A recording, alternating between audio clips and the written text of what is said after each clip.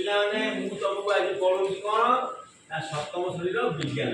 ବିଜ୍ଞାନ ବିଷୟରେ ଆମର ନୂଆ ବହିରେ କିଛି ଦେଇଛି ଜାଣିବା ପାଇଁ ବୁଝିପାରୁଛ ନା ନାଇଁ। ଆମେ ଆଗ ପ୍ରଥମ କ'ଣ କଲେ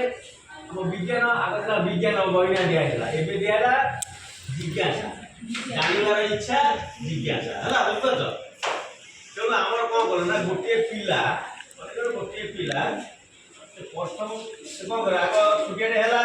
ବଢ଼ି ବଢ଼ିକି ଆଇଲା ଏଇଠି ହେଲା ଆସିଲା ପରେ କ'ଣ କଲା ନା ପ୍ରତ୍ୟେକ ଜିନିଷ ସେ ଖୋଜିଲା ଦେଖିଲା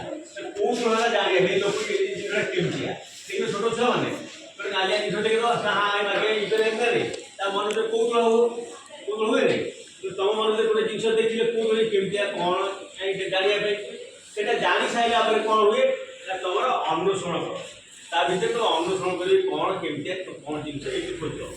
ତାପରେ କ'ଣ କରିବ ନା ଅନୁସନ୍ଧାନ କରିବ ତାକୁ ଅନୁସନ୍ଧାନ କୋଉଠି ଅଛି କ'ଣ ଅଛି ଅନୁସନ୍ଧାନ କର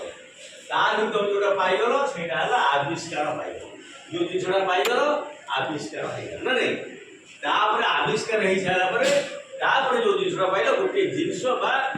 କ'ଣ ପାଇଗଲା ଗୋଟିଏ ଜିନିଷ ପାଇଗଲ ମାନେ ସମାଜରେ ବ୍ୟବହାର କରିବା ପାଇଁ ଗୋଟେ ଜିନିଷ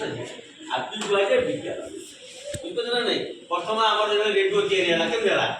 ଆଗ ରେଡ଼ିଓ ଥିଲା ନା ଟେଲିଫୋନ୍ ଥିଲା ଆମେ ଛୋଟବେଳେ କ'ଣ କରୁଥିଲେ ନା ଗୋଟେ ସଢ଼େଇ ଦୌଡ଼ ବାନ୍ଧି ଦେଇକି ସେ ଗୋଟେ ପିଲା ଯିବ ଆଉ ଗୋଟେ ପିଲା ଆମେ କାନରେ ଏଠି କରୁ ହାଲୋ ହାଲୋ ସେଠାରେ ଶୁଣୁଛୁ ହେଲା ଶୁଭେ ନାହିଁ କିଛି କିଛି ସଂକେତ ଆସେ ବୁଝିପାରୁଛ। ତ ସେମିତି ଆସ୍ତେ ଆସ୍ତେ ହେଇକି ଟେଲିଫୋନ୍ ହେଇଗଲା ଟେଲିଫୋନ୍ ହେଇସାରିଲା ପରେ ଆମର ଆସିଗଲା ସ୍ମାର୍ଟଫୋନ୍ ମାନେ ଖାଲି ଫୋନ୍ ଆସିଲା କାନରେ ଧରିକି ହାଲୋ ହାଲୋ କହୁଥିଲେ ତାପରେ ଆସିଲା ସ୍ମାର୍ଟଫୋନ୍ ଖାଲି କଥାବାର୍ତ୍ତା ହେଉଥିଲା ଅଇକି ଆସିଗଲା ଟୋଟାଲି ଭିଡ଼ିଓ କଲ୍ ଆସିଗଲା ନା ନାଇଁ। କ'ଣ ହେଲା ପ୍ରଥମ ଟିକେ ଟିକେ ଆରମ୍ଭ ହେଲା ଲାଷ୍ଟ ପୁରା ଭୁଲିଗଲା ଆମେ ଲୋକର ପିକ୍ଚର ଦେଖିପାରିଲେ ସେ ଆମ ରୋଗ ଦେଖିପାରିଲା ସେ କଲିକତାରେ ରହୁ କି କୋଉଠି ରହୁ ଆମେରିକାରେ ଯୋଉ ରହୁ କେତେ ଦୂରରେ ରହିଲେ ଆମେ ଦେଖିପାରୁଛେ ଆମ ସହିତ ସେ କଥାବାର୍ତ୍ତା କରିପାରୁଛେ